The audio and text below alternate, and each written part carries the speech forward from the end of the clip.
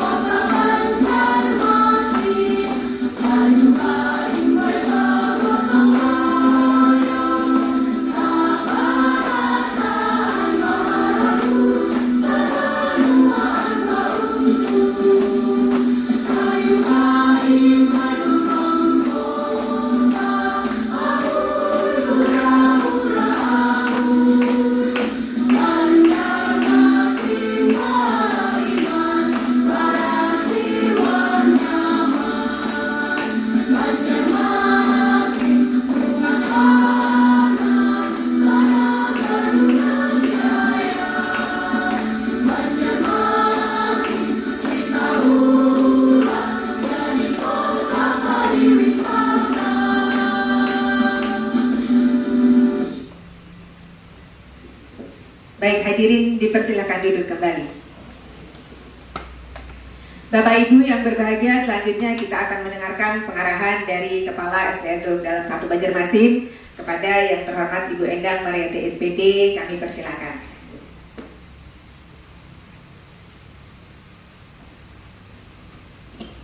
Ya, terima kasih mengucapkan kepada Ibu Febriana.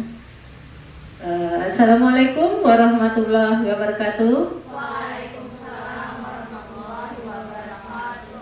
Alhamdulillah, marilah kita bersama-sama memanjatkan puji dan syukur kita kehadirat Allah Subhanahu wa taala, di mana pada kesempatan hari ini kita selalu dilimpahi rahmat, taufik dan hidayah oleh Allah Subhanahu wa taala, khususnya rahmat kesehatan sehingga kita dapat melaksanakan kegiatan desimirasi budaya positif di sekolah kita di SDN Teluk Dalam 1 ini. Salawat dan salam tak lupa selalu kita aturkan kehadiran junjungan kita Nabi besar Nabi Muhammad Sallallahu Alaihi Wasallam beserta sahabat kerabat dan pengikut beliau hingga di akhir zaman. Yang belum hormati Ibu Febriana selaku calon guru penggerak yang melaksanakan kegiatan desiminasi hari ini. Yang belum hormati Bapak Ibu Dewan Guru beserta staf tata usaha, guru damping di SDN Teluk Dalam 1. Alhamdulillah kita bersama-sama hari ini bisa melaksanakan kegiatan, bisa berbangga diri karena di sekolah kita alhamdulillah ada guru yang mengikuti kegiatan guru penggerak. Mudah-mudahan di kedepannya nanti pian-pian berataan bisa mengikuti jejak langkah Ibu Febri selaku calon guru penggerak. Ini calon guru penggerak angkatan 9 apa? Nah, mudah-mudahan nanti angkatan-angkatan selanjutnya pian-pian berataan bisa lolos dan dapat mengikuti kegiatan. Alhamdulillah hari ini Ibu Febri akan melaksanakan diseminasi budaya positif di sekolah kita di SDN Teluk Dalam 1. Adapun budaya positif yang akan diangkat itu adalah kebiasaan-kebiasaan atau nilai-nilai yang positif, yang baik, yang akan kita kembangkan di sekolah kita. Nah, kebiasaan ini nanti akan berpihak kepada siswa-siswa kita. Nah, jadi kita apa-apa yang akan dipaparkan itu akan membangkitkan semangat kita semua. Bagaimana kita memposisikan diri supaya dapat memenuhi kebutuhan atau keperluan siswa kita ke dalam hal-hal yang positif. Ibaratnya kita itu sebagai acuan bagi siswa, kayak apa sih sikap kita supaya siswa itu akan kedepannya bisa lebih baik lagi. Nah, jadi kita di sini diharapkan kita sebagai guru dapat memenuhi keperluan-keperluan atau kebutuhan-kebutuhan siswa tersebut. Nah, makanya di sekolah kita adakan komba, ya kalian lah. Nah, kemudian kita pembiasaan-pembiasaan yang baik dan positif di sekolah kita, alhamdulillah sudah kita laksanakan. Misalnya kita kegiatan-kegiatan pembiasaan-pembiasaan pagi kita melaksanakan kegiatan selain berdoa atau wajiblah berdoa. Nah, kita ada juga kegiatan lain, misalnya membaca surah-surah Asmaul Husna. Kemudian kita melaksanakan kegiatan membaca Al-Quran bagi kelas yang 4, 5, 6. Kemudian kita juga belajar Iqra bagi kelas 1, 2, dan 3. Alhamdulillah, kemudian kita pagi pada saat anak-anak kita datang ke sekolah, kita sambut di depan pintu gerbang dengan bersalaman, dengan kita sapa, anak-anak mengucap salam. Alhamdulillah kebiasaan-kebiasaan itu sudah kita jalankan. Nah, alhamdulillah nanti mudah-mudahan ada lagi kebiasaan-kebiasaan lain yang kita musyawarahkan sama-sama. Kira-kira apa sih kegiatan positif yang dapat kita laksanakan di sekolah kita? Nah, itulah Bapak Ibu lah. Jadi mudah-mudahan kita sebagai guru dapat menerapkan disiplin kita kayak apa supaya anak kita ke depannya lebih maju. Jadi kita dapat tidak bisa melaksanakan atau menyuruh anak-anak kita disiplin kalau diri kita sendiri masih belum disiplin. Nah, jadi di sini intinya guru melaksanakan kegiatan yang positif supaya nanti menularkan kepada anak didik kita. Mungkin itu Bu Febrilah kegiatan yang akan kita laksanakan hari ini. Jadi mudah-mudahan hal-hal yang positif itu nanti dapat kita laksanakan setelah kita hari ini melaksanakan musyawarah atau kegiatan saling isi mengisi, beri masukan-masukan. Nah, mudah-mudahan nanti ke depannya kita bisa lebih baik lagi. Demikian itu Bu Febrilah yang dapat Ibu sampaikan tahun pian-pian berataan. Jadi pesan Ibu tolong diperhatikan baik-baik, kita sambil sharing supaya sekolah kita membudayakan positif ini akan lebih baik lagi ke depannya. Demikian dari Ulun akhir dengan ucapan Assalamualaikum warahmatullahi wabarakatuh. Terima kasih kembali kami ucapkan kepada Ibu atas pengarahan dan penguatan bagi kita semua. Semoga apa yang beliau harapkan terkait pengembangan budaya positif di sekolah kita dapat bersama-sama kita wujudkan. Bapak Ibu, selanjutnya saya akan memaparkan kegiatan inti kita pada hari ini, yaitu bagaimana mengembangkan budaya positif di SDN Tuang Dalam 1 Banjarmasin. Baik, Assalamualaikum warahmatullahi wabarakatuh. Sebelumnya saya mengucapkan terima kasih dan penghargaan yang setinggi-tingginya kepada rekan-rekan guru, guru-guru pendamping di SDN Tuang Dalam 1 Banjarmasin yang pada hari ini sudah meluangkan waktu untuk kita bersama-sama mencoba memahami apakah itu budaya positif yang sepertinya ini sudah menjadi pembicaraan yang viral ya, terkait juga kurikulum Merdeka yang sudah mulai diterapkan mulai tahun ini. Tahun depan nanti kita sudah melaksanakan semua jenjang. Nah, mudah-mudahan dengan salah satu upaya kita untuk mewujudkan budaya positif di sekolah ini akan mempermudah nantinya mewujudkan tujuan-tujuan dari kurikulum Merdeka yang sudah diprogramkan oleh pemerintah. Bapak Ibu, sebenarnya apa sih itu budaya positif? Mari kita lihat bersama-sama. Dalam budaya positif itu ada konsep-konsep inti yang perlu kita pahami. Yang pertama itu adalah perubahan paradigma belajar.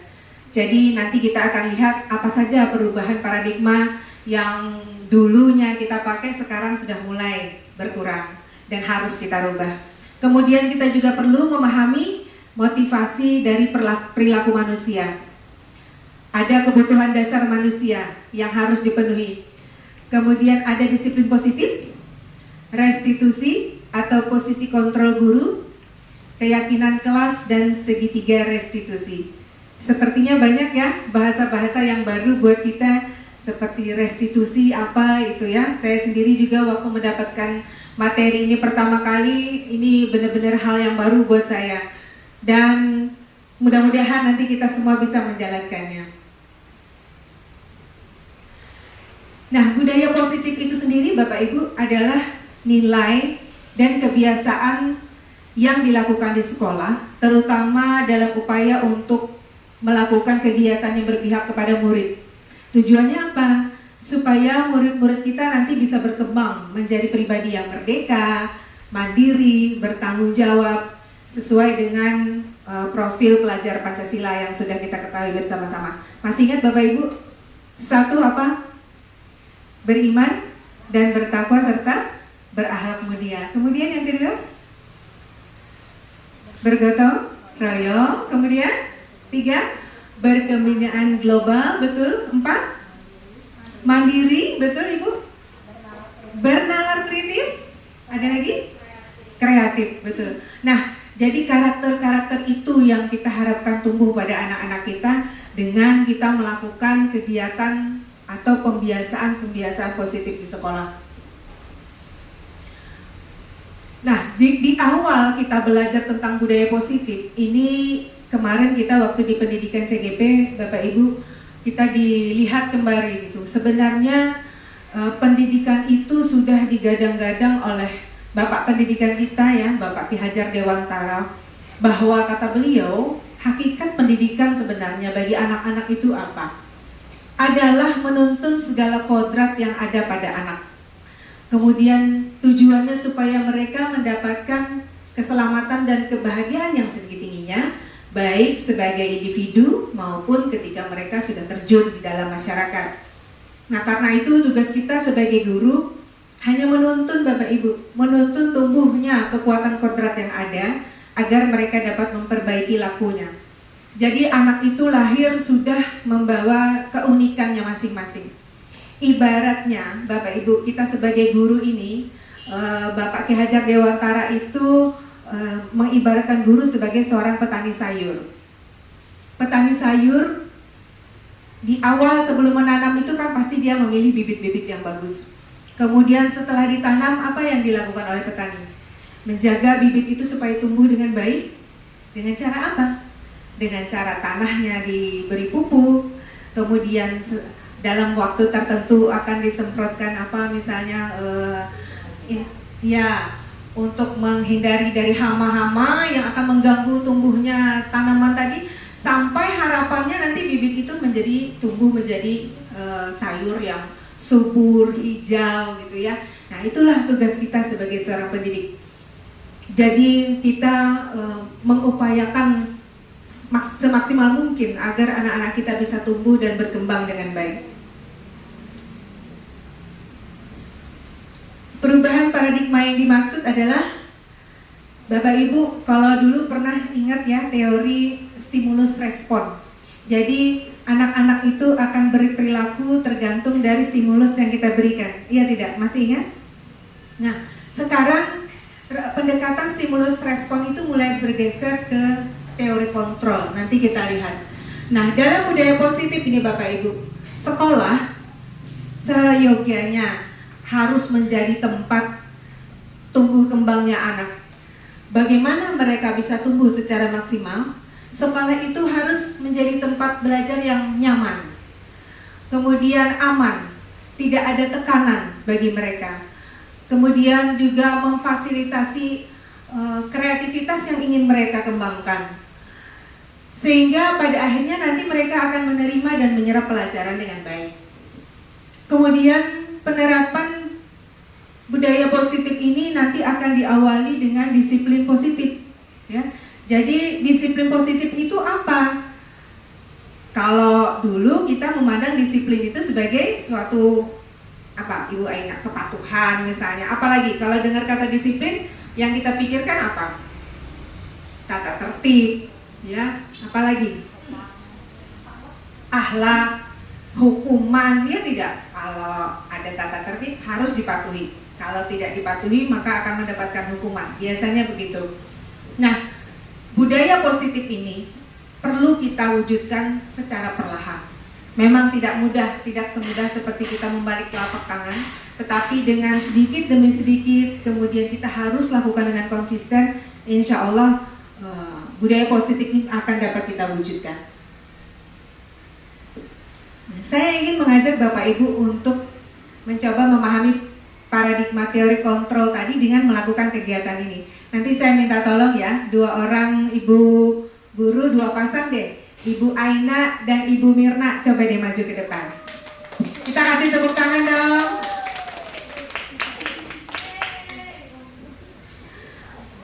Ibu Aina, silahkan berdiri di sini Bu. Baik, Ibu Mirna.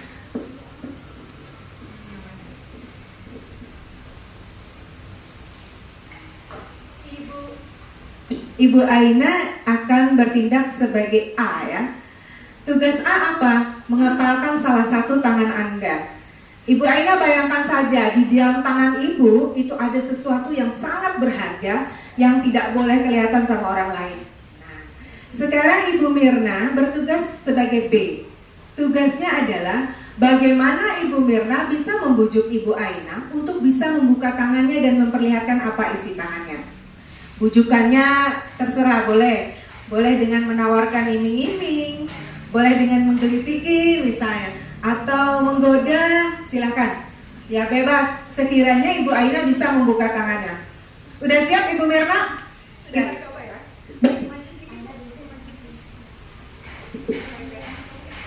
Ibu Aina, yang di dalam tangan itu apa ya? Oke. Boleh melihat tidak? Saya dulu. Bu Aina sudah makan siang belum? Gagal deh.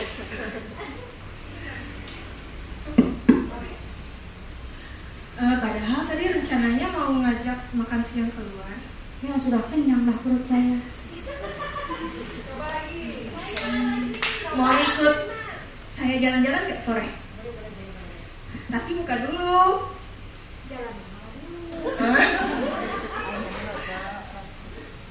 Kita lihat HP. Oh mau, boleh. Mau ke gadget mah? Buka dulu.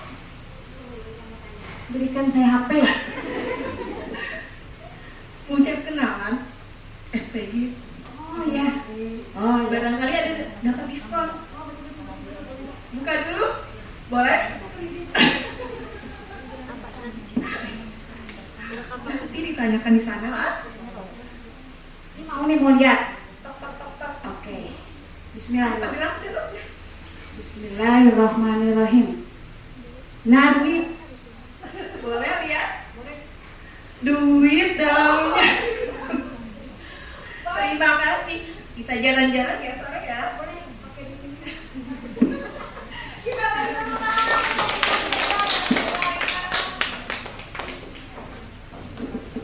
Ternyata Ibu Aina tergiur karena diajak jalan-jalan ya. Itu uang koin nggak usah disimpan aja. Bu Mirna banyak uangnya, tenang ya. Terima kasih Bu Mirna sudah berhasil membujuk Ibu Aina untuk membuka tangan ya. Sekarang saya minta 2 orang lagi deh, Ibu Aulia dengan Ibu Norma. Silakan maju ke depan Bu. Ibu Aulia bertindak sebagai A, Ibu Norma sebagai B yang akan membujuk Ibu Aulia untuk membuka tangannya. Sudah ada sesuatu di dalam tangannya? Oke, sip. Tes 1, 2.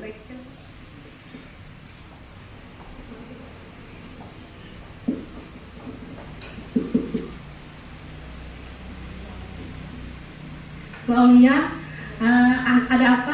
Ada sesuatu apa di dalam sini ya? Ya. Bolehkah saya melihat sesuatu yang ada di dalam sini? Kalau kamu mau membukakan ini, nanti saya akan memberikan sesuatu. Saya akan mengasihkan hadiah besok yang akan saya bawakan untuk kamu. Apakah kamu mau membukakan? Ada deh. Nanti rahasia dong, surprise. Apakah kamu mau membukakan sesuatu yang ada di dalam tangan kamu? Nggak mau. Soalnya saya ini penasaran apa sih isinya yang ada di dalam tangan kamu ini. Dari tadi saya lihat kamu genggam terus tangan kamu itu. Ada apa sih di dalam ini? Boleh dong dibuka. Nah, saya janji, saya nggak akan cerita sama siapa-siapa apa yang kamu genggam di dalam sini. Bila saya membuka ini, besok akan saya bawakan sesuatu yang sangat unik. Apakah kamu mau membukakan?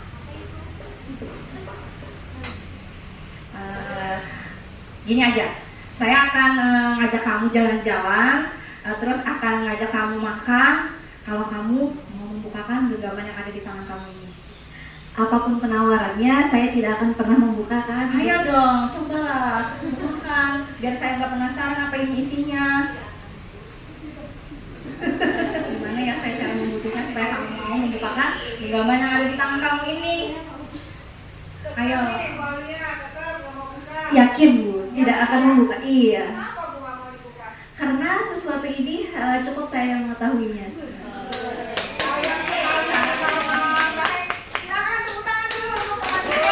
Ibu Norma dan Ibu Aulia. Ibu Aulia pegang teguh rahasia. Terima kasih Bu. Katanya itu rahasia cukup saya yang tahu dan Ibu Norma tidak berhasil membujuk. Bapak Ibu, dari 2 contoh itu bisa nggak Bapak Ibu pikirkan bahwa perilaku itu sangat ditentukan oleh apa kira-kira? Apakah Ibu Mirna dengan bisa membujuk itu berarti bisa mengontrol Ibu Aina? Bisa ya. Kalau Ibu Norma karena gagal membujuk Ibu Aulia membuka, apakah itu berarti Ibu Norma tidak bisa mengontrol Ibu Aina? Ibu Aulia? Baik, kita lihat. Nah, Ibu, ini yang sering terjadi pada kita ya. Dulu kita sering menganggap bahwa guru itu mengontrol murid. Semua perilaku murid, guru yang mengaturnya. Kamu harus itu ya, kamu harus ke sana. Kamu ngerjain ini, ngerjain itu. Begitu ya. Kemudian semua penguatan positif sepertinya efektif dan bermanfaat seperti yang dilakukan Ibu Mirna dan Ibu Norma. Ayo dong buka, nanti ku ajak jalan-jalan, nanti ku ajak makan. Itu kan penguatan seperti yang kita lakukan kepada siswa kita. Siapa yang hari ini bangun pagi akan Ibu berikan bintang prestasi? Pernah melakukan? Pernah ya? Atau siapa yang hari ini nilainya bagus, nanti Ibu berikan 2 jempol misalnya? Pernah ya? Walaupun cuma 2 jempol, pernah. Nah, kemudian kritik dan membuat orang merasa bersalah akan dapat menguatkan karakter. Misalnya nih, ada anak yang melakukan kesalahan, lalu kita membuat mereka seolah-olah mereka itu benar-benar bersalah. Apa misalnya? Datang terlambat ya, kita sudah mulai pelajaran, tiba-tiba ada murid kita yang datang, tak masuk. Aduh, ini datang terlambat. Biasanya yang kita lihat apa? Teman-temannya menjadi terganggu ketika kamu datang sekolah. Ya ada, ya lah Bula. Karena kamu datang terlambat, ibu yang tadinya sudah siap menjelaskan jadi lupa itu apa yang mau dijelaskan. Aduh, banyak nih yang terganggu akhirnya karena perbuatan kamu yang terlambat. Jadi kita terus membuat anak merasa bersalah atas perbuatannya. Betul Bu? Nah, kemudian kita juga sering berpikir bahwa orang dewasa itu memiliki hak untuk memaksa. Ya, mungkin ini dibawa dari kebiasaan di rumah kita sebagai orang tua ya ibu-ibu. Kita ingin anak kita melakukan sesuatu sesuai apa yang kita inginkan, betul? Dan itu juga akan kita lakukan di sekolah. Jadi anak harus melakukan ini, harus melakukan itu, ya, mengerjakan dalam waktu 10 menit harus selesai misalnya. Nah, kita biasanya memaksakan anak untuk mengerjakan sesuatu sesuai kehendak kita. Ternyata semua itu adalah ilusi saja. Artinya apa? Semua ini perlu kita perbaiki. Coba Bapak Ibu lihat. Ini yang saya maksud tadi, ada 2 perubahan mendasar. Kalau dulu ya pendekatan yang dipakai adalah stimulus respon, dibuat rangsangan dulu baru anak-anak akan merespon. Tetapi sekarang sudah beralih kepada teori kontrol. Nah, kita selalu berpikir bahwa semua orang itu memiliki pandangan yang sama dengan kita. Berarti kamu harus melakukan apa yang saya mau. Padahal kenyataannya setiap orang itu memiliki pola pikir yang berbeda, betul tidak? Kemudian kita juga mencoba mengubah agar orang berpandangan yang sama dengan kita, ya. Sebenarnya kita harus memahami pandangan orang lain terhadap suatu masalah. Itu yang perlu kita pahami. Lalu perilaku buruk dilihat sebagai suatu kesalahan. Tetapi kita sering lupa bahwa perilaku anak itu biasanya ada memiliki tujuan. Apapun itu, apakah perilaku baik ataukah perilaku buruk. Kemudian kita berpikir saya bisa mengontrol orang lain. Nah, Ibu Mirna merasa menang karena berhasil mengontrol Ibu Aina. Padahal tidak ada yang bisa mengontrol diri kita kecuali diri kita sendiri. Contoh Ibu Aulia, dia tidak akan membuka kalau dia tidak mau. Ibu Aina, dia akan membuka kalau dia mau, betul tidak? Berarti sebenarnya kontrolnya bukan pada Ibu Mirna, bukan pada Ibu Norma, tetapi ada pada Ibu Aina dan Ibu Aulia sendiri. Mau tidak melakukan, kalau tidak ya bilang saja tidak, kalau mau silakan lakukan, ya. Itu yang dimaksud dengan teori kontrol. Kemudian pemaksaan itu ya biasanya berakhir pada bujukan yang gagal. Maksudnya begini, kita udah bujuk dengan yang positif tadi ya, Pak, ujung-ujungnya biasanya guru gimana? Pokoknya kamu harus kerjakan, ya tidak? Ujung-ujungnya kan memaksa ya. Kita kayaknya udah kehabisan akal nih membujuk anak. Udah kata-kata baik, udah bujukan, nggak mempan juga, pasti ujungnya memaksa. Akhirnya yang menjadi tujuan adalah menang dan kalah. Bu Mirna menang, Ibu Aina kalah karena dia berhasil dibujuk. Sebenarnya dalam hal ini tidak ada yang kalah, tetapi kita mencari win-win solution. Guru dan murid dapat mencapai tujuannya bersama. Nah, itu yang ingin kita rubah ya. Jadi disiplin seperti yang disampaikan oleh Ibu Kepala Sekolah tadi. Kalau kita ingin menciptakan anak-anak yang disiplin, kita harus memberikan contoh terlebih dahulu. Kalau Bapak pendidikan kita mengibaratkan seperti ada 3 kalimat emas yang beliau gadang-gadangkan, Ingarso Sung Tulodo, Ima Dia Mangun Karso, dan Tuturi Handayani. Di depan kita memberikan teladan, di tengah kita mendorong ya, dan di tengah kita membangun kemauan. Nah, membangun kemauan anak-anak untuk maju, dan di belakang kita memberikan dorongan dan semangat supaya perilaku itu tetap dilakukan. Jadi yang paling penting, teori kontrol itu ingin memunculkan kesadaran secara internal, artinya berasal dari dalam diri sendiri. Karena apa? Karena disiplin yang berasal dari dalam diri itu biasanya memiliki jangka waktu yang panjang. Beda kalau anak-anak itu disiplin karena dia takut dengan ibu gurunya yang galak, atau karena dia takut dikeluarkan dari sekolah misalnya ya, karena terus melakukan kesalahan. Tetapi jika kesadaran disiplin itu datang pada diri, maka dia tidak akan terpengaruh dengan hukuman maupun penghargaan, Bapak Ibu. Ini penting, ini kita pahami. Motivasi yang mendasari perilaku anak-anak kita itu sebenarnya ada 3. Yang pertama, dia hanya menghindari ketidaknyamanan dan hukuman. Yaitu tadi, kalau tidak melakukan ini kamu akan begini. Daripada dia sakit, maka dia lakukan ya. Yang kedua, dia ingin mendapatkan imbalan atau penghargaan dari gurunya atau orang-orang sekitarnya. Saya mau Bu berbaris rapi, tapi nanti dapat bintang 2 ya, misalnya begitu.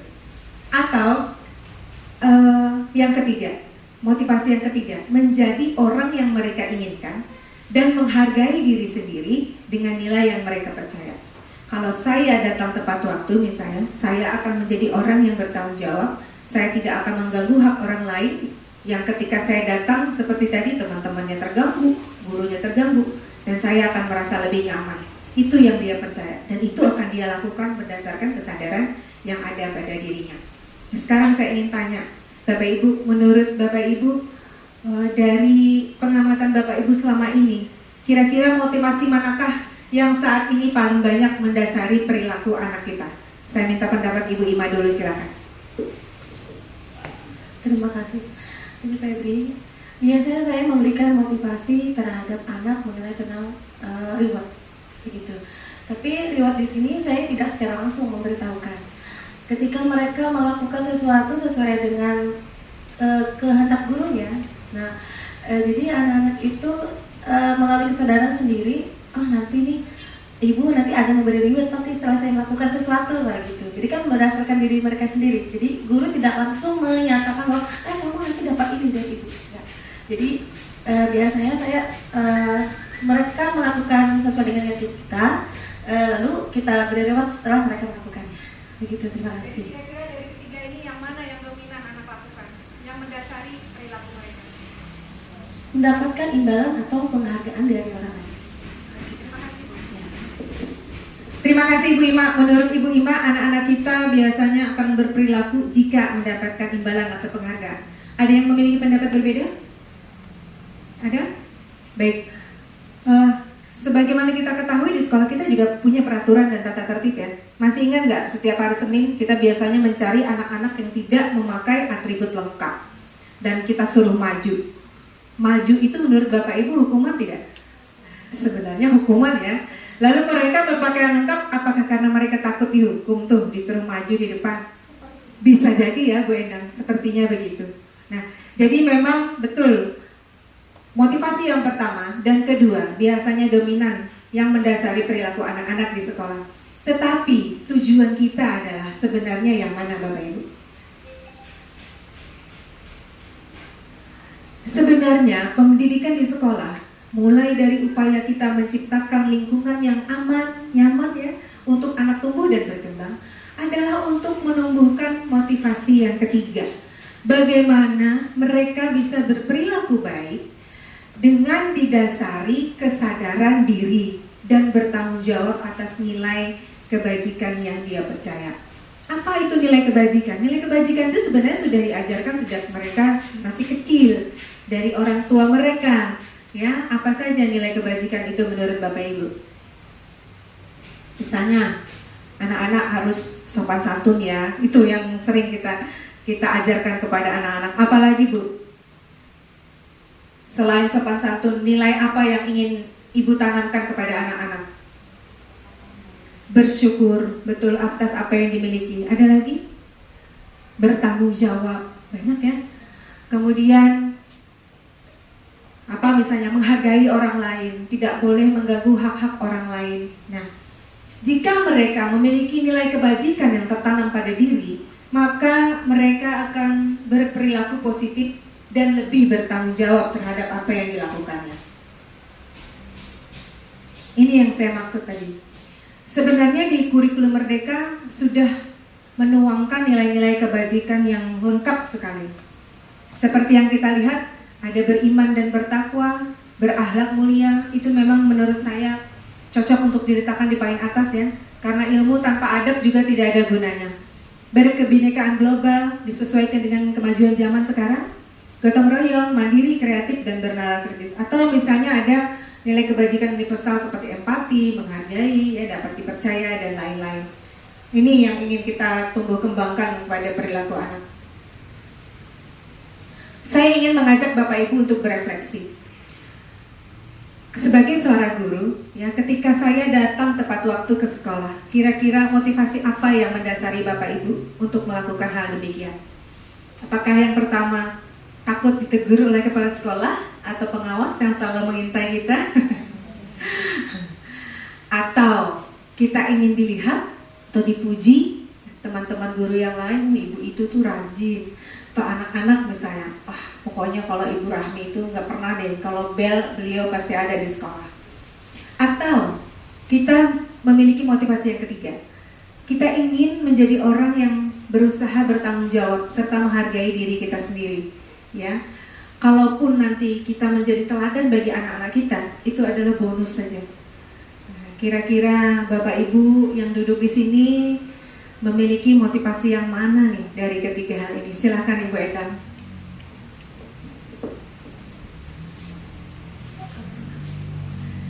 Kalau berdasarkan diri sendiri, yang paling utama tentu saja kalau ulun boleh memilih, saya ingin menjadi orang yang bertanggung jawab terhadap amanah yang sudah diberikan kepada saya sebagai seorang pengajar. Tupoksinya harus menyambut anak ketika pagi, mengantarkan anak pulang ketika jam pulangnya sudah siang, menjadi contoh disiplin mereka. Itu kalau dari ulun pribadi. Ulun berharap semoga ulun bisa menjadi seperti itu, ideal yang diharapkan anak-anak. Kita beri tepuk tangan yang semangat. Luar biasa Ibu Endang. Kesadaran Ibu Endang mulai tumbuh. Itu yang kita inginkan. Begitu juga ketika kita mengajar pada anak-anak, ya kan? Kita ingin tumbuhnya tuh kesadaran dari diri. Bu, saya ingin menjadi orang yang baik. Ibu, saya ingin jadi orang jujur. Bantu saya, Bu. Kita hanya menuntun dan membantu mereka. Satu lagi boleh, Ibu Aulia?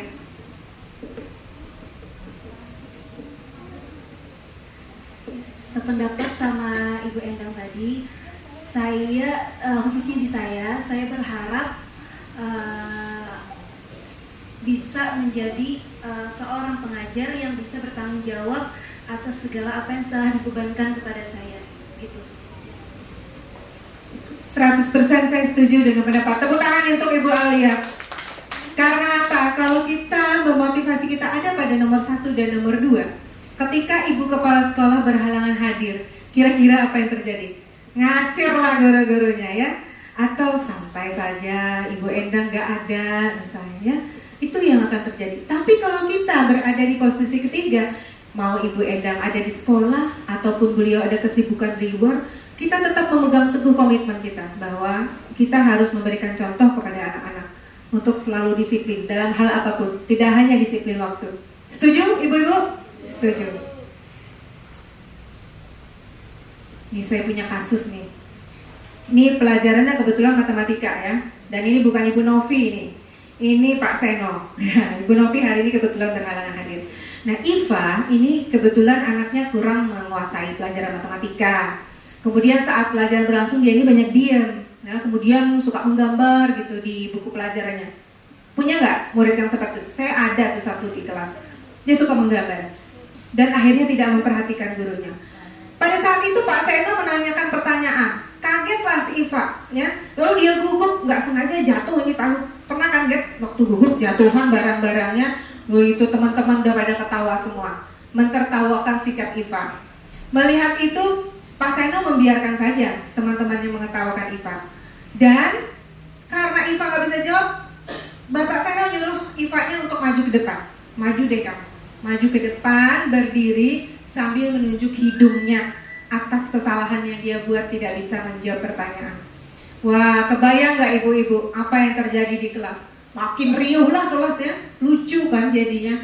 Udah maju, gugup, mukanya merah, pegang hidung lagi. Membayangkan bagaimana malunya si Iva pada saat itu. Saya ingin minta pendapat Bapak Ibu. Kira-kira Bapak Ibu setuju nggak dengan apa yang dilakukan Pak Seno terhadap Iva? Ini merupakan hukuman atau konsekuensi kira-kira? Ibu Fitri silakan. Kalau menurut saya itu kayaknya hukuman, karena hukuman itu sesuatu yang menyakitkan. Kalau konsekuensi itu sudah dibicarakan, kalau melakukan apa misalnya apa konsekuensinya apa sudah dibicarakan dari awal. Kalau hukuman itu tiba-tiba, jadi apa istilahnya menimbulkan rasa malu pada anak, menurut saya. Berikan tepuk tangan untuk Ibu Fitri. Saya setuju Bu. Hukuman itu berlangsung tiba-tiba dan biasanya menyakiti atau mencederai anak ya. Apakah itu perasaan malu ya? Apakah itu menyakiti secara fisik? Lari 3 kali lapangan, ya kan? Menyakiti itu secara fisik. Ada yang memiliki pendapat yang berbeda? Sepertinya kita sependapat dengan Ibu Fitri ya, bahwa hukuman itu menyakitkan anak. Tetapi kalau konsekuensi, kata Bu Fitri itu sudah dibicarakan melalui kesepakatan kelas misalnya yang sudah dilakukan oleh Bapak Ibu di kelas.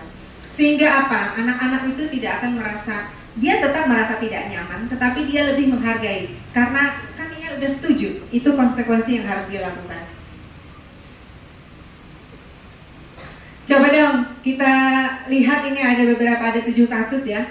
Kalau yang pertama nih, mencatat 100 kali di buku kalimat saya tidak terlambat lagi, kira-kira hukuman atau konsekuensi? Hukuman ya.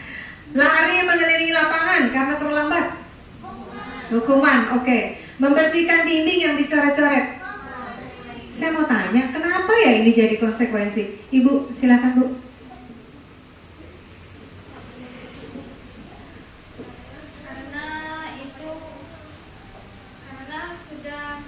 Sudah konsekuensi di dalam kelas, peraturan kelas ini. Oke, sudah kewajibannya. Kalau dia mencoret dinding, ya, kalau dia mencoret dinding, berarti kewajiban dialah untuk membersihkannya. Itu yang dimaksud konsekuensi. Bagaimana dengan push up 15 kali nih kalau nggak pakai masker? Wah, jelas nih tetot hukuman ya. Mengganti pulpen teman yang hilang. Konsekuensi ya, dihilangkan ya, tentu saja harus dibalikin atau dibelikan yang baru. Membersihkan tumpahan air karena tersenggol? Konsekuensi ya ibu-ibu. Bagaimana dengan membersihkan WC ketika bercanda?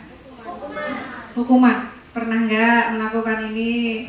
Ya, mari kita berefleksi bersama-sama ya.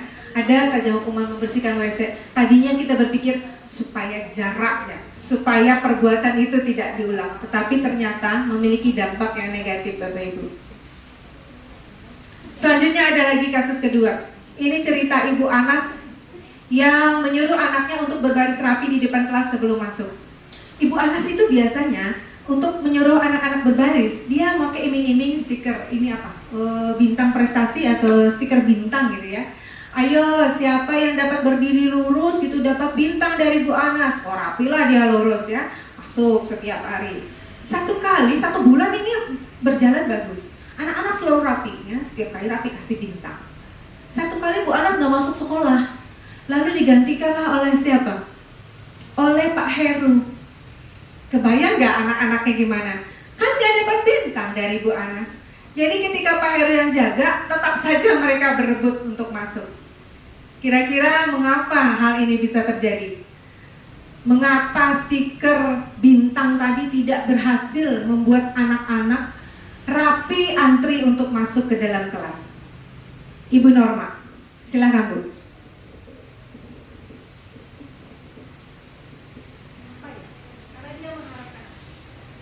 Karena dia mengharapkan apa untuk perolehan yang stiker stiker bintang itu tadi supaya rapi. Jadi anak-anak itu apa ya? Semacam kayak istilah imbalan, mengharapkan ya. Terima kasih, tepuk tangan untuk Ibu Norma. Masih ingat 3 motivasi? Yang pertama tadi apa? Menghindari ketidaknyamanan atau hukuman. Yang kedua, ingin mendapatkan imbalan atau penghargaan. Ya, 2 ini motivasi yang berasal dari luar anak atau motivasi eksternal istilahnya. Ya, kalau motivasi eksternal tidak ada, maka kesadaran juga tidak ada. Betul tidak? Penghargaan tidak ada, dia susah untuk bilang, oke, aku akan rapi baris. Susah, walaupun bisa. Tetapi motivasi yang ketiga apa tadi? Iya, berdasarkan kesadaran diri. Dia ingin menjadi orang yang seperti apa? Dia ingin menjadi anak yang tertib, maka dia akan baris. Itulah yang kita inginkan, motivasi internal. Kalau 2 tadi itu motivasi eksternal, Bapak Ibu. Saya juga terkaget-kaget melihat ini ketika pelatihan guru penggerak. Tadinya saya berpikir kegiatan perilaku positif anak itu harus kita hargai, betul ya. Kemudian ketika kita hargai, maka perilaku itu akan berulang terjadi, betul tidak? Dan diharapkan akan menjadi karakter dia. Ternyata banyak dampak negatifnya. Yang pertama, penghargaan itu katanya tidak efektif karena hanya berlangsung dalam waktu singkat. Ya, tidak dalam jangka panjang. Kemudian penghargaan bisa merusak hubungan. Saya juga bingung nih kenapa. Oh ternyata ketika kita memberikan penghargaan kepada satu anak, Bapak Ibu bisa jamin nggak yang lain tidak merasa iri, tidak merasa cemburu, betul Bu Mirna? Jamin nggak? Enggak kan? Ya. Kemudian penghargaan bisa mengurangi ketepatan. Dia akan tepat kalau ada sesuatu yang dia dapatkan. Tapi kalau itu nggak ada, udah buyar, udah nggak tepat lagi tujuannya.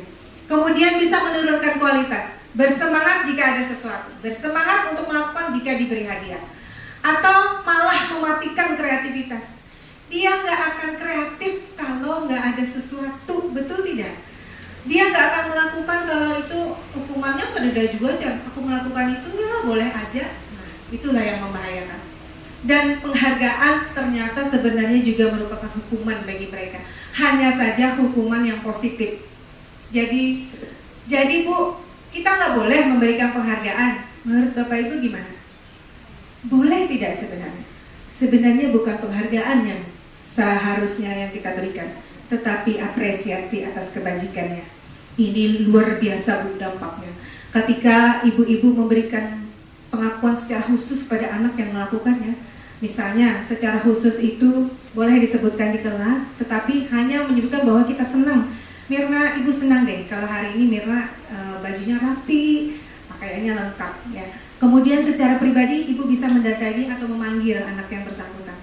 Kamu sepertinya tadi menolong Malik ya ke WC karena dia kan nggak bisa pegang itu, gagang pintu. Iya Bu, wah bagus itu, ibu senang ya. Bantu kawan itu disenangi Allah misalnya. Kemudian berilah pengakuan secara bergantian Bapak Ibu. Jangan fokus kepada anak-anak tertentu saja. Tetapi anak-anak yang troublemaker kita bilang, itu harus tetap diberikan pengakuan. Harus diberikan secara konsisten. Dan ingat, fokus pada proses. Jangan melihat hasilnya langsung. Kita kan kadang-kadang langsung secara subjektif ya. Ibu Fitri itu kayaknya dia rajin ngerjakan. Langsung kita vonis begitu. Kalau si Bayi Haki itu kerjanya sering gak selesai. Tetapi hargailah prosesnya. Setiap anak tentu dia ingin belajar secara maksimal. Betul tidak Bapak Ibu? Ini contoh apresiasi yang bisa Bapak Ibu berikan. Misalnya dipanggil ya si Haliza. Haliza, kemarin Ibu perhatikan rasa empati kamu besar sekali sama murid baru. Kamu kayaknya sering bantu dia ya? Ya Bu, kayaknya dia sering kebingungan. Bagus Nak, ya bantu terus ya. Ibu senang. Nah itu luar biasa tuh. Saya menghargai kepedulian kamu pada saat membantu teman kerja kelompok. Atau terima kasih atas tanggung jawabmu. Jadi lebih kepada apresiasi dengan tidak memberikan iming-iming hadiah. Walaupun cuma stiker bintang, tapi ternyata itu bisa jadi ya menjadikan berdampak negatif gitu terhadap kreativitas anak. Kita lanjut kepada kebutuhan dasar manusia. Bapak Ibu, sebenarnya manusia itu berperilaku dia ingin memenuhi kebutuhan dasarnya. Apa saja? Bertahan hidup. Kita makan karena kita lapar, ya. Kebutuhan untuk diterima. Kadang-kadang ada anak yang suka curi perhatian kita. Ternyata dia di rumah kurang disayang. Dia hanya ingin disayangi, bisa jadi. Atau pengakuan atas kemampuan. Ada anak yang mampu, tapi kita kadang lupa kasih apresiasi. Ya, jadi bahwa Askia hebat deh hari ini. Itu penting bagi anak-anak. Dia merasa diakui kemampuannya. Kemudian kebutuhan kan pilihan. Anak ibu yang suka main bola boleh pilih tema tulisannya tentang bola ya. Nah, yang suka permainan basket nanti ceritanya tentang bermain basket. Nah, itu adalah pilihan yang diberikan kepada anak sesuai dengan minatnya. Yang terakhir adalah pengakuan atas rasa senang. Kodratnya anak itu memang suka senang-senang, ya kan Bu? Jadi dalam pelajaran jangan sampai anak merasa tertekan, ya. Kadang-kadang berilah ruang untuk mendapatkan kebutuhan rasa senang mereka. Contohnya diberikan ice breaking misalnya, ya. Saya juga dengar sering di kelas Ibu Endang itu banyak ice breakingnya, sampai di rumah si Ain itu dia bawa. Tadi rame mah di sekolah, ini yang dilakukan ibu. Ibunya lucu katanya. Dia memandang ibunya, ternyata Ibu Endang bisa begitu ya Ma, katanya. Betul Bu. Jadi itu sesuatu banget buat anak-anak. Kalau kita menempatkan diri kita pada kebutuhan anak, bahwa mereka suka bersenang-senang. Nah, harapannya ya, dengan memahami kebutuhan dasar manusia ini, maka kita akan lebih bijak dalam mengambil segala keputusan, apakah terkait dengan pembelajaran atau ketika muncul konflik di kelas kita.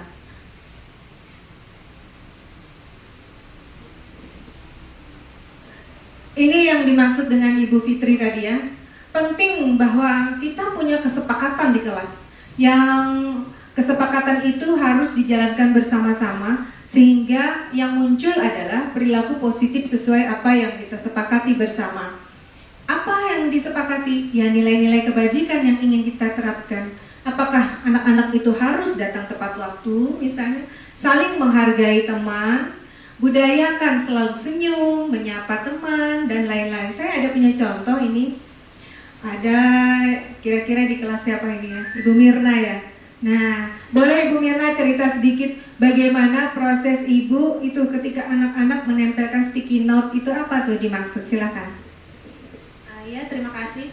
Pada saat itu kan di kelas saya, kelas 4B, pada saat melakukan atau membuat keyakinan kelas atau kesepakatan kelas, anak-anak itu saya bagikan sticky note, kemudian saya beri motivasi, gambaran bagaimana kelas impian mereka, bagaimana keinginan mereka kelas itu ingin seperti apa ke depannya selama mereka berada di kelas 4. Jadi diarahkan, apakah misalnya kelas ini inginnya gurunya yang menyenangkan atau teman-temannya yang menyenangkan. Kemudian anak-anak pasti akan yang menjawab, Bu, Ulun maunya kalau kelas ini Bu banyak kreasinya, Bu, Ulun maunya teman-teman jangan berkata kasar. Terus Bu, bolehlah kalau misalnya di kelas itu kita adakan pojok baca. Kok ada yang suka-suka gitu? Dari anak-anak. Pokoknya Bu, boleh. Tapi ada juga yang celutukan-celutukan yang khas anak-anak. Bu, misalnya, Bu, boleh nggak kalau di kelas itu kita pasang dilarang kentut, Bu? Ada. Gimana ini menyikapinya?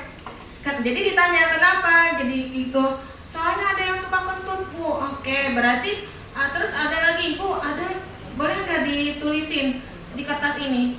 Ya, dilarang ngatain nama orang tua atau berkata kasar. Nah, jadi semua namanya anak-anak kita tulislah dengan bahasa, mereka menulis dengan bahasa mereka sendiri di sticky note.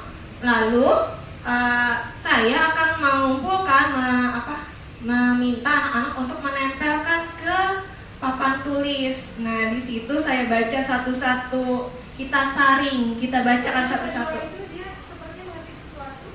Oh ya, belum sampai situ.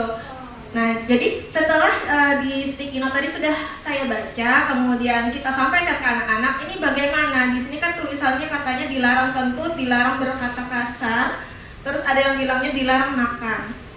Jadi kita ambil kalimat positifnya. Yang kata-kata dilarang itu kita ubah bagaimana, Nak? Ini Bu, kata anak-anak, apa ya kalau kata-kata kasar kemarin? Oh ya, bicara yang sopan, yang santun. Jadi tidak ada kata dilarang, tapi kita ganti dengan kalimat positif menjadi tadi berkata yang sopan, berperilaku yang santun, seperti itu. Lalu jadi dituliskan dari kalimat yang positif tadi, anak-anak antusias minta mau bikin kesepakatan kelas dengan Canva. Jadi bergantian mengetiknya gantian, misal berapa kalimat, berapa kata gitu bergantian. Oke. Jadi sudah diketik dengan Canva, mereka tuh antusias, Bu, boleh Kak gambarnya gini. Jadi kreasikan sendiri. Oke, seperti itu. Baik, luar biasa yang sudah dilakukan Ibu Mirna, bahwa di kelas Bu Mirna sudah melaksanakan bagaimana keyakinan kelas itu dibuat. Jadi betul, nanti bisa kita contoh bersama-sama. Bahwa yang pertama, panggil dulu anak-anak ya, idenya untuk mengungkapkan apa impian mereka. Satu. Yang kedua, kemudian mengubah kalimat yang negatif menjadi kalimat positif. Kalau tadi dilarang datang terlambat menjadi selalu datang tepat waktu misalnya. Lalu buat menjadi keyakinan. Mohon maaf, azan, kita istirahat sebentar ya Bapak Ibu. Kita lanjutkan, Bapak Ibu. Ini adalah bagian penting dari penerapan budaya positif di sekolah. Bagaimana guru menempatkan posisi sesuai dengan sesuai dengan posisi yang pas untuk menuntun anak berperilaku positif di sekolah. Mari kita berefleksi bersama. Saya pun juga berefleksi terhadap diri saya sendiri. Apakah saya selama ini menjadi guru penghukum yang apa-apa itu selalu menghukum murid, ataukah saya sering membuat anak merasa bersalah ketika dia melakukan kesalahan, atau saya hanya memantau saja ya tanpa memberikan solusi, atau saya sebagai teman, ayo dong kerjakan. Biasanya gimana tuh, kayaknya anak ibu ini anak yang baik, ibu tahu kerjakan ya, seperti teman ya, atau seperti manajer. Nanti kita lihat yang mana kira-kira posisi yang harus kita kuati untuk diri kita sendiri. Saya ingin menampilkan sebuah video Bapak Ibu. Mari kita cermati bersama video ini untuk lebih memahami apa yang dimaksud dengan posisi kontrol.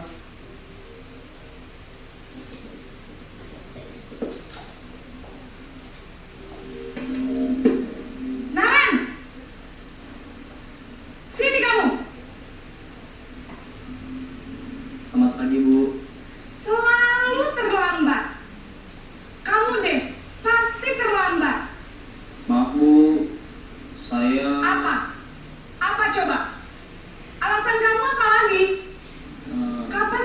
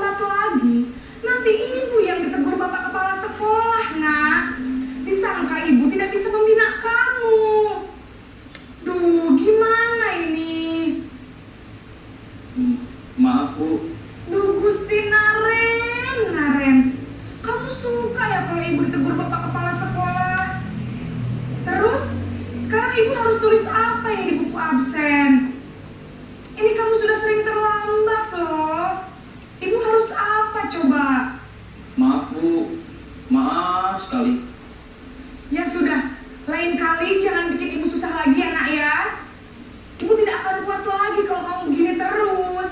Bisa jantungan kalau ibu tegur bapak kepala sekolah. Sana cepat ke kelas. Maaf ya Bu, maaf sekali.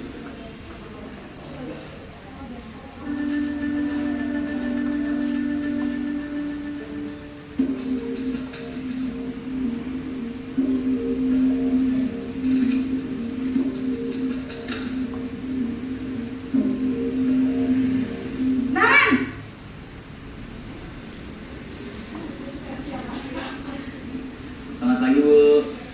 Wah, sudah jam berapa ini nak? Terlambat lagi ya sayang. Iya Bu, habis ibu saya rumah bangunkan saya Bu. Kamu malah menyalahkan ibu kamu. Kamu bukannya anak yang larinya paling kencang. Kok terlambat sih? Iya Bu, saya memang terlambat bangun tadi. Jadi biarpun saya lari kencang, tetap gak kekejar Bu. Ya sudah sana. Nanti lain kali larinya lebih kencang lagi ya. Biar gak terlambat lagi. Bikin seneng ibu. Demi ibu. Bisa kan? Bisa lah Bu. Ya sudah sana masuk kelas. Ibu beresin urusan absen kamu. Kamu ini ada-ada saja.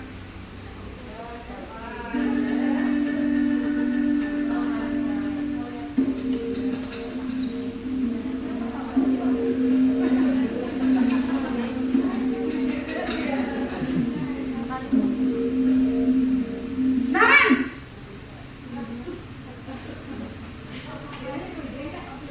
Selamat pagi Bu. Naren, apa peraturan sekolah kita tentang jam berapa kita harus masuk sekolah, nak? Kita harus di sekolah jam 7 Bu. Iya betul, sekarang sudah jam 7.20. Naren sudah tahu konsekuensinya jika terlambat hadir. Paham Bu, saya harus tinggal kelas pas jam istirahat selama 20 menit. Iya benar, konsekuensinya demikian. Jadi nanti jam 9.30 pas istirahat, kamu harus tinggal di kelas, kerjakan tugas tambahan untuk ketertinggalan kamu, ya? Baik Bu.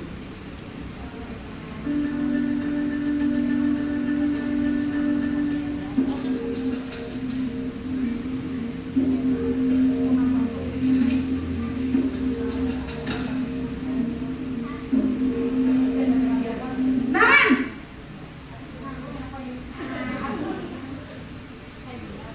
Selamat pagi Bu. Selamat pagi Naren. Maaf Bu, saya terlambat. Iya, sekolah masuknya jam 7, sekarang sudah jam 7.20. Jadi sekarang bagaimana nih Naren? Maaf Bu, saya lupa setel alarm saya semalam. Baiklah, menurut kamu, keyakinan sekolah yang mana yang perlu kamu tingkatkan? Menghargai diri sendiri dan orang lain mungkin ya Bu. Setuju. Jadi, apakah Naren meyakini prinsip saling menghormati tersebut? Iya Bu, saya meyakininya. Apakah Naren bersedia memperbaiki masalah keterlambatan ini? Bersedia Bu. Bagaimana kamu akan perbaiki masalah keterlambatan ini? Saya akan coba untuk tidak lupa menyetel alarm saya Bu.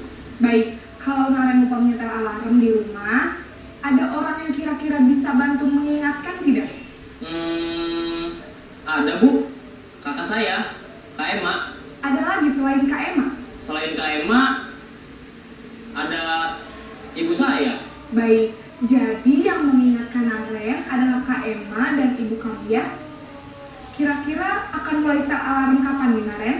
Setelah pulang sekolah, akan segera saya lakukan. Baik, jadi Naren akan setel alarm untuk bangun besok pagi dan akan diingatkan oleh kakak dan ibunda Naren ya. Ada lagi yang mungkin perlu dilakukan Naren agar tidak terlambat bangun lagi? Tidak ada Bu. Baik Naren, terima kasih untuk kerjasama kamu. Sekarang kamu perlu kembali ke kelas untuk belajar. Baik Bu, terima kasih.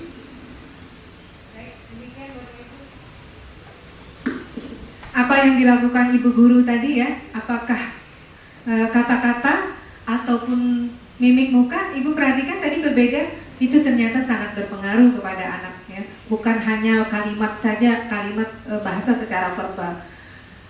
Baik, kita kembali ke sini. Nah, kira-kira menurut Bapak Ibu, jadi posisi yang manakah yang penting kita kembangkan agar anak-anak kita bisa memiliki karakter yang kita inginkan? Dari sekian tadi yang mana, Bu? Ya, yang paling diinginkan untuk tumbuh pada diri kita sebagai seorang guru adalah posisi yang mana? Yang terakhir ya, yang manajer. Bolehkah sebagai pemantau? Oke juga ya, sebagai teman? Oke. Yang penting jangan penghukum dan pembuat rasa bersalah. Tetapi yang paling diharapkan adalah posisi yang terakhir sebagai manajer. Bagaimana supaya murid kita itu menemukan solusinya terhadap kesalahan yang dia buat. Jadi kita tidak fokus pada kesalahannya, tetapi bagaimana dia memperbaiki kesalahannya. Sehingga nanti lama-lama akan muncul kesadaran dalam dirinya. Tentu saja ini dikaitkan dengan keyakinan kelas yang sudah dibuat, yang seperti Ibu Mirna buat tadi ya. Mudah-mudahan bisa memberi pemahaman video tadi. Mari kita lihat bersama. Kalau kalimatnya saya kecewa sekali dengan kamu, ini kira-kira posisi yang mana? Saya kecewa sekali dengan kamu. Membuat rasa bersalah. Kamu ini tidak pernah benar melakukannya.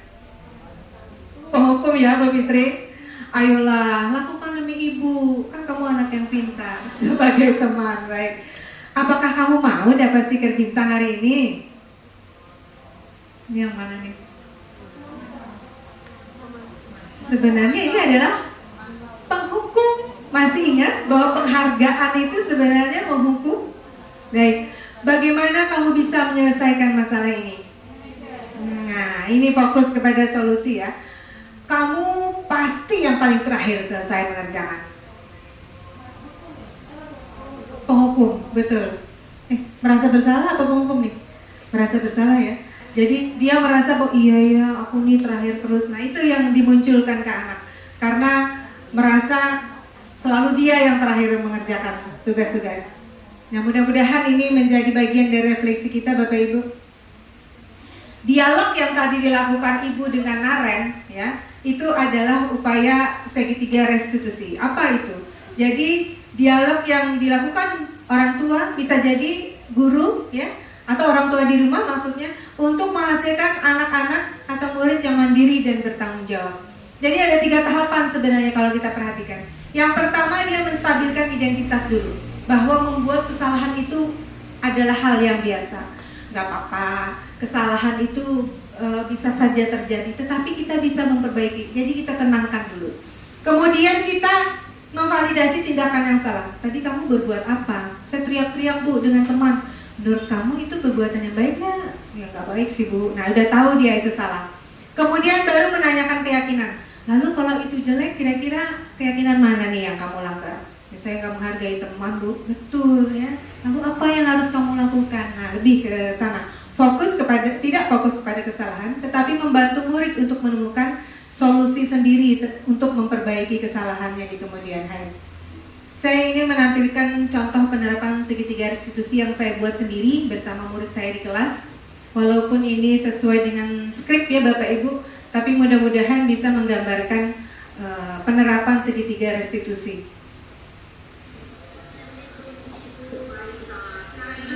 Terima kasih Bu. Kamu sudah istirahat tadi? Ya, tadi di kantin. Gimana kabarnya hari ini sehat? Alhamdulillah. Ada yang ingin ditanyakan dari Anda. Akhir-akhir ini diperhatikan Anda sering tidak selesai mengerjakan tugas-tugas yang Ibu berikan. Boleh tahu kenapa?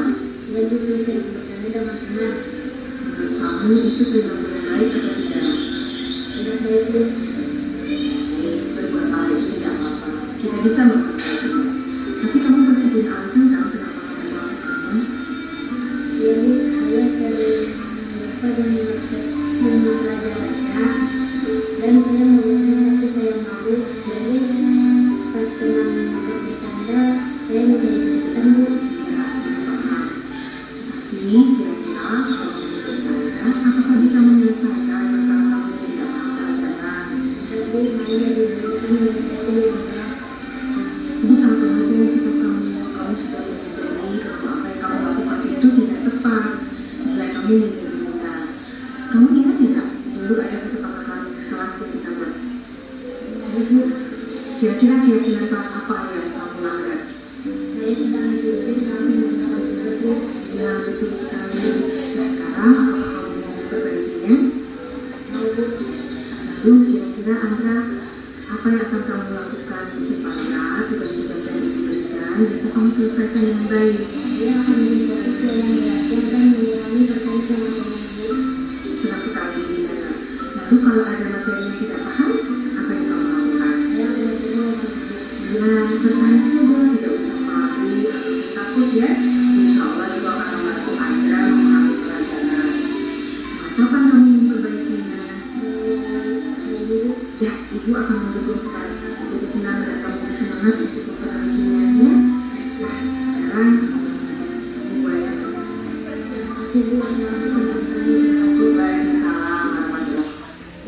Jadi waktu anak saya ajak untuk berdialog, dia senang sekali ibu-ibu, luar biasa umpan balik yang dia berikan. Jadi itulah salah satu contoh penerapan segitiga restitusi yang saya terapkan. Kalau kita menjadi Andra, kira-kira apa yang dia rasakan? Pasti dia akan merasa nyaman ya. Jadi ibunya tidak menyalahkan dia, nggak selesai tugas kamu ini malas banget misalnya. Tapi dia, ya Bu saya salah Bu, nanti saya akan memperbaikinya. Dukung itu. Ya. Bagus Andra, kamu harus memperbaikinya ya. Kamu harus lebih disiplin. Kalau ada teman yang ngajak bercanda gimana? Ya Bu, saya nanti akan pilih-pilih. Kalau misalnya belum selesai, saya nggak hiraukan misalnya. Bagus ya. Jadi mari kita bersama-sama menumbuhkan karakter-karakter positif pada murid. Kita sampai pada bagian penutup Bapak Ibu. Jadi harapannya apa yang kita bahas hari ini bersama-sama mudah-mudahan nanti menjadi bahan refleksi kita, termasuk untuk diri saya sendiri, untuk memposisikan diri kita sebagai pendidik yang sebenar-benarnya, yaitu menuntun anak-anak memperbaiki lakunya ya, seperti petani yang tadi saya sampaikan di awal. Semoga dengan kita memberikan teladan yang baik, kemudian kita memberikan pembiasaan positif kepada anak setiap hari, perlahan-lahan tetapi konsisten, insya Allah SD itu dalam satu akan menjadi sekolah yang memiliki budaya positif ya. Jadi harus kita lakukan perubahan mulai dari guru-gurunya dulu. Insya Allah dengan perubahan yang ada pada guru-guru, semua warga sekolah, murid-murid kita juga akan mengikuti jejak kita. Sepakat ibu-ibu? Sepakat ya? Oke. Terima kasih Bapak Ibu Guru. Sebelum saya tutup, saya minta 2 orang untuk memberikan tanggapan terhadap kegiatan hari ini. Bisa berupa refleksi apa yang Bapak Ibu rasakan atau ingin menyampaikan pendapat, kritik atau saran. Saya persilakan Ibu Rahmi dengan hormat. Terima kasih Ibu Febri. Untuk hari ini, alhamdulillah Ibu Febri sudah memberikan yang terbaik dan mudah-mudahan teman-teman di sini semua melaksanakannya secara baik juga seperti yang Ibu Febri lakukan. Mudahan dalam membutuhkan proses yang hari ini kita bisa melakukan dalam waktu yang bertahap untuk memberikan hasil yang terbaik lagi untuk mendidik dan mampu menuntun murid kita menjadi bertanggung jawab dalam kehidupan sehari-harinya, Bu.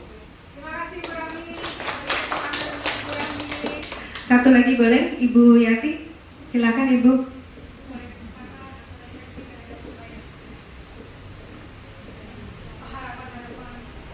Ya, terima kasih sebutannya. Ya, menurut saya setelah menyaksikan tadi, ya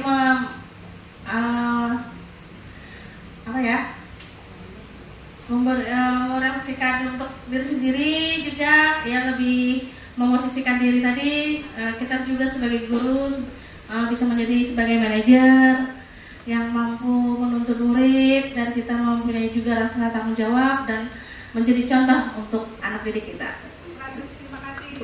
Terima kasih sekali lagi saya ucapkan kepada terutama Ibu Kepala Sekolah yang sudah memberikan kesempatan bagi saya hari ini untuk berbagi dan berkolaborasi dengan teman-teman.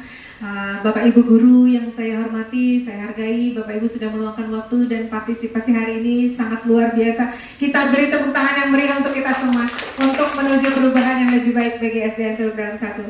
Akhir kata, geng, semangat ya. Akhir kata, semoga hari ini bermanfaat dan memberikan pencerahan untuk kita semua ya. Demi kemajuan sekolah kita tercinta SDN Teluk Dalam 1 Banjarmasin. Atas segala kekurangan saya mohon maaf. Terima kasih atas perhatian yang diberikan Bapak Ibu semua. Saya akhiri, assalamualaikum warahmatullahi wabarakatuh.